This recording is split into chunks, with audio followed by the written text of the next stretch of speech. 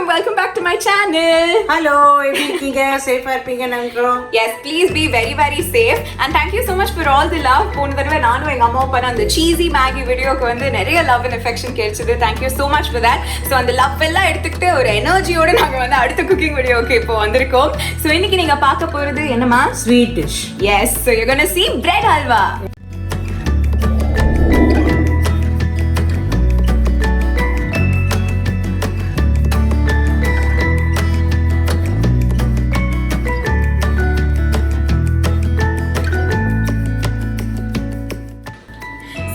கண்டிப்பா உங்களுக்கு தெரிஞ்ச ஒரு ஸ்வீட்டா இருக்கும்னு நம்புறேன். Especially for biryani lovers like me, bread halwa is really special. ஏன்னா நிறைய பிரமாதமான பிரியாணி ஷாப்ஸ்ல எல்லாம் பாத்தீங்கன்னா பிரியாணியோட ரைத்தா, பிரிஞ்சால் கிரேவி அண்ட் இந்த மாதிரி ஒரு பிரெட் ஸ்வீட்டும் கொடுப்பாங்க. It's a perfect way to end the meal. and இன்னொரு அமேசிங்கான விஷயம் என்னன்னு பாத்தீங்கன்னா ரொம்ப ரொம்ப சிம்பிள் பண்றதுக்கும் சரி.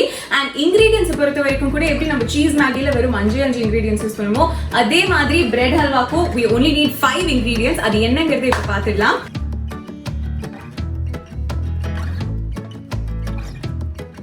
முதல்ல obviously we need bread.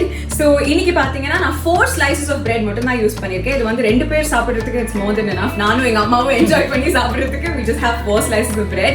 என்னமா கண்ணா இது என்ன பிரெட்னு சொல்லுடா. ஓ யா நீங்க கண்டிப்பா பிரெட் ஸ்வீட் பண்ணும்போது preferably நீங்க வந்து ஸ்வீட் பிரெட் இல்லனா மில்க் பிரெட் யூஸ் பண்ணீங்கன்னா it's always more tasty. so கண்டிப்பா அந்த மாதிரி ஒரு bread is very easily available. வாங்கிக்கோங்க. so 4 slices. அடுத்ததான் உங்களுக்கு பால் தேவைப்படும். ஸோ நான் வந்து 250 ml of milk யூஸ் பண்ண போறேன். உங்களுக்கு வந்து இன்னும் க்ரீமியா இன்னும் ரிச்சா வேணும்னா நீங்க நிறைய பால் எடுத்து கூட அதை ரெடியூஸ் பண்ணி யூஸ் பண்ணலாம். But 250 ml is pretty good. So அடுத்தது யூ வில் நீட் சுகர். சுகரும் பார்த்தீங்கன்னா உங்களோட டேஸ்ட் அண்ட் ப்ரெஃபரன்ஸ் பொறுத்து தான். எங்கள் வீட்டில் வந்து எங்கள் அம்மா வந்து அப்படி பழக்கிட்டாங்கன்னு நினைக்கிறேன். நாங்கள் வந்து அதிகமாக சர்க்கரை யூஸ் பண்ண மாட்டோம் ஸ்வீட்ஸில். ஏன்னா திகட்டும் நிறைய சாப்பிட முடியாதுங்கிறதுனால it's always a little mild. So நான் வந்து இன்னைக்கு கிட்டத்தட்ட ஒரு 10 to 12 spoons of சுகர் தான் யூஸ் பண்ண போகிறேன். பட் உங்களுக்கு நிறைய வேணும்னா obviously you can add more. அடுத்ததான் எங்கள் வீட்டில் நாங்கள் இருக்கிறதுலே ரொம்ப ரொம்ப ஜெனரஸாக இருக்கிற ஒரு இன்க்ரீடியன்ட் வந்து கீ தான். எதில் வேணாலும் நாங்கள் வந்து எப்போவுமே கீ இஸ் மோர் ஹெல்தி தென் ஆயிலுங்கிறதுனால ஆயிலுக்கு பதிலாக கீ தான் யூஸ் பண்ணுவோம். ஸோ ஆப்வியஸ்லி பிரெட் ஹல்வாக்கு வந்து மற்ற ஸ்வீட்ஸை கம்பேர் பண்ணும்போது அவ்வளோ நெய் தேவைப்படாது. ஸோ நெய் எடுத்துக்கோங்க. நான் வந்து I think 6 tablespoons of ghee நான் யூஸ் பண்ண போகிறேன். அடுத்ததான் 5th ingredient என்னன்னு பார்த்தீங்கன்னா ட்ரை ஃப்ரூட். ஸோ இது வந்து it's absolutely up to your taste. So உங்களுக்கு வந்து ஆல்மண்ட்ஸ் பிடிக்கும்னா பிஸ்தா பிடிக்கும்னா நீங்கள் அதை யூஸ் பண்ணலாம். எங்கள் வீட்டில் இன்னைக்கு நானும் எங்கள் அம்மாவும் வந்து using cashew and raisins. That's all. So சமைக்கிறது எப்படி பார்க்கலாம்.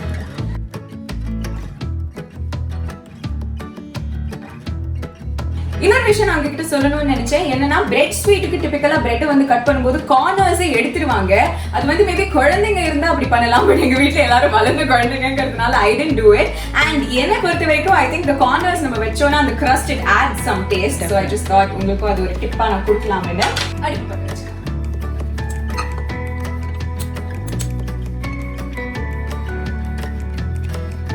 ஸோ முதல்ல கடாயில் நம்ம வந்து கீ ஆட் பண்ணிக்க போகிறோம். அண்ட் எல்லா கீயுமே ஆட் பண்ண போகிறது கிடையாது. ஒரு டேபிள் ஸ்பூன் வந்து நீங்கள் சேவ் பண்ணி வச்சுக்கோங்க. பிகாஸ் ஃபைனல் டச்சாக ஆட் பண்ணிங்கன்னா taste will be perfect.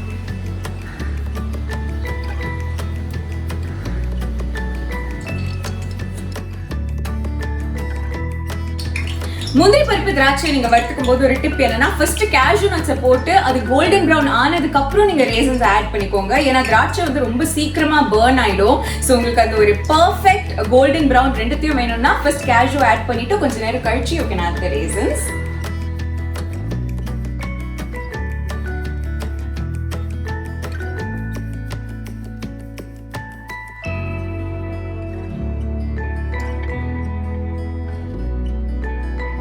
So cashew nuts and raisins fry ஆனதுக்கு அப்புறம் அதை எடுத்து வச்சுக்கோங்க.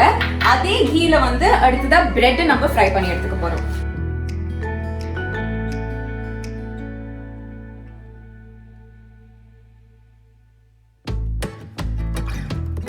So as you can see bread வந்து ரொம்ப ஃபாஸ்டா அந்த நெய்யை வந்து அப்சார்ப் பண்ணிக்கும். அப்சார்ப் பண்ணி அந்த கீ ஃப்ளேவர் அது உள்ள போய் மைல்டா டோஸ்ட் ஆச்சுனாலே நமக்கு போதும். இதை எடுத்துடலாம். வாவ் அம்மா லுக். எங்க வீட்ல ஆக்சுவலி எனக்கும் எங்க அம்மாக்கும் ரொம்ப ரொம்ப பிடிச்ச ஒரு பிரேக்ஃபாஸ்ட். எங்க அப்பாலாம் கூட அவ்வளோ விரும்பி சாப்பிட மாட்டாரு. நாங்க வந்து பிரெட்டை நெய்லியே டோஸ்ட் பண்ணி சக்கரை போட்டு சாப்பிடுவோம். ரொம்ப நல்லா இருக்கும்.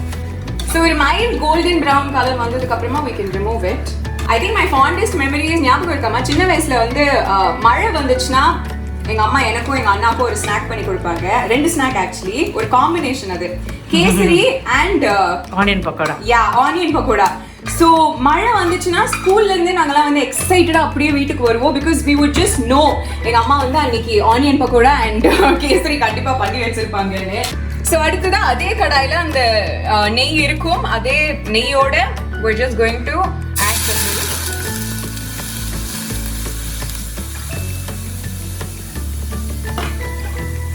அப்புறம் சுகர்.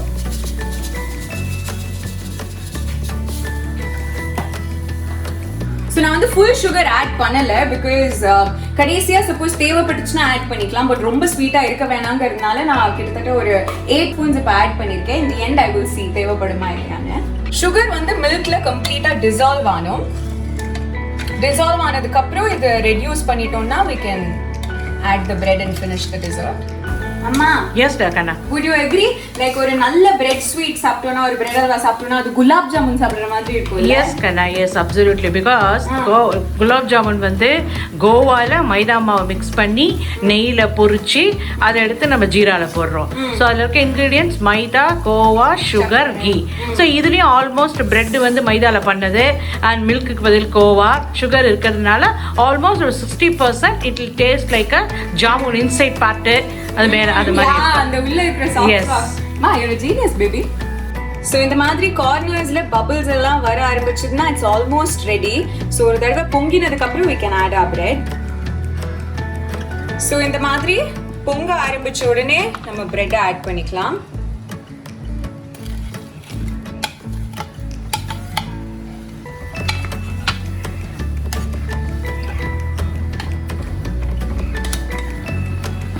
இது நல்லா மேஷ் பண்ணிக்கோங்க.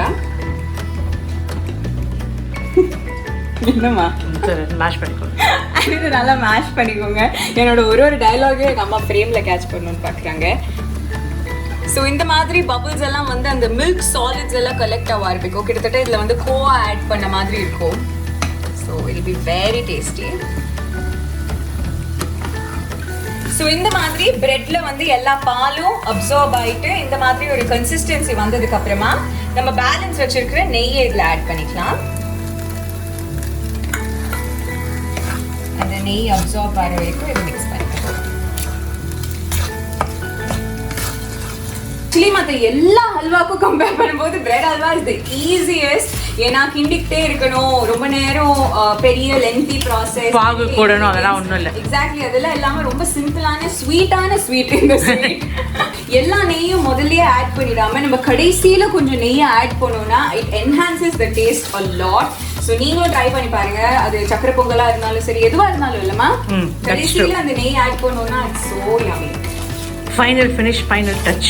யா, சோ எல்லா நெய்யுமே அப்சார்ப் ஆனதுக்கு அப்புறம் அல்வா ரெடிங்க. இப்போ இத பிளேட் பண்ணும்போது don't forget to add your garnishes.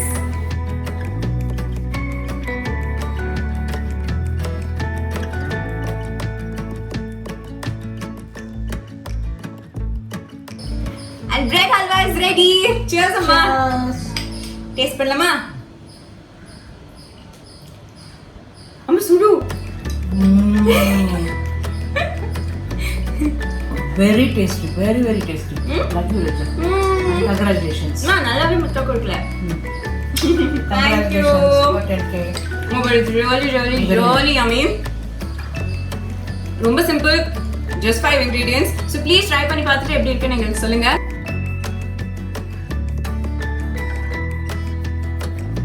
Cook with Nakshu இப்போ நீங்க பார்க்க போறது fun facts segment. So fun facts about bread halwa என்னன்னு பாத்தீங்கன்னா, bread halwa வேற எதுவும் இல்லைங்க, DoubleKaMeethaங்கிற ஒரு ஹைதராபாதி இல்லனா தெலுங்கானா cuisineல இருக்கிற ரொம்ப பாப்புலரான ஸ்வீட் தான் நம்ம எல்லாருமே காமனா bread halwaன்னு சொல்லிட்டு இருக்கோம்.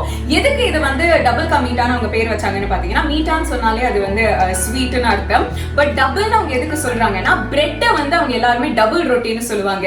ஏன் அந்த பேர் வச்சிருக்காங்கன்னா, பிரெட்டை வந்து மாவா நம்ம பார்க்கும்போது அது எந்த சைஸ்ல இருக்கோ, பேக் பண்ணதுக்கு அப்புறம் அது டபுள் த சைஸ் ஆயிடுங்கிறதுனால தான் அதுக்கு பேர் டபுள் ரொட்டி.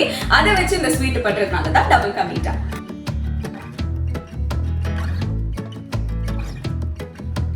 ஸோ ப்ளீஸ் யாரெல்லாம் வந்து கிச்சனில் குக் பண்ணுறீங்களோ ரொம்ப ரொம்ப ரொம்ப சூடாக இருக்கு. ஸோ சஃபிஷியன்ட் பிரேக்ஸ் எடுத்துக்கோங்க அண்ட் நிறைய தண்ணி குடிங்க, லெமன் ஜூஸ் எல்லாம் குடிங்க and keep your self hydrated and let's power through this. நம்ம பாய் சொல்லிடுங்க. பாய். அடுத்த வீடியோவில் உங்களை பார்க்குறோம். பாய்.